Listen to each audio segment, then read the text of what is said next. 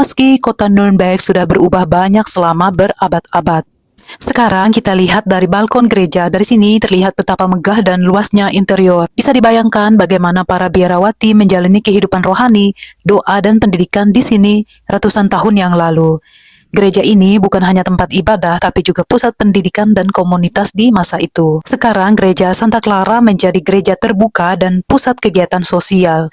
Selanjutnya kita berjalan ke bagian taman belakang dari gereja.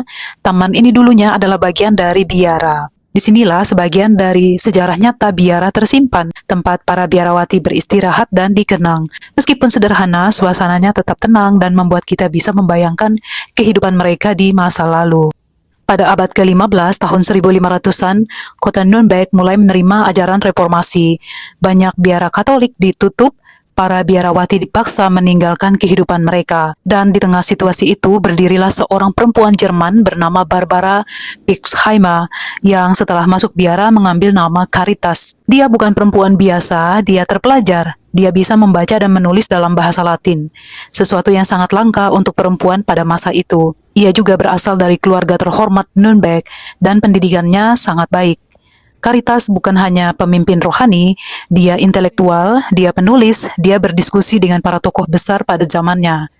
Ketika pemerintah kota mulai menekan biara ini untuk mengikuti reformasi, Caritas tidak marah, tidak berteriak, tapi dia menulis, dia berdialog, dia berargumentasi dengan tenang dan cerdas. Dalam salah satu catatan sejarahnya, ia menegaskan bahwa mereka tidak memberontak, tidak melawan kota, tetapi mereka hanya ingin tetap setia pada panggilan hidup mereka sebagai biarawati di tempat ini. Kurang lebih semangatnya seperti ini. Kami tidak mencari kekuasaan, kami hanya ingin hidup dalam iman kami seperti yang telah kami janjikan kepada Tuhan, ucap beliau. Bayangkan keberaniannya seorang perempuan di abad ke-16 berdiri di hadapan pejabat kota dan tokoh reformasi, mempertahankan hak komunitasnya. Ia bahkan berdialog dengan tokoh reformasi terkenal seperti Philip Melanchthon, dan yang luar biasa, biara ini tidak dibubarkan secara paksa. Pada abad ke-16, mereka memang tidak boleh menerima anggota baru, artinya secara perlahan biara mereka akan berakhir. Tapi Caritas berhasil memastikan para biarawati yang sudah ada di dalam biara tetap bisa tinggal sampai akhir hidup mereka.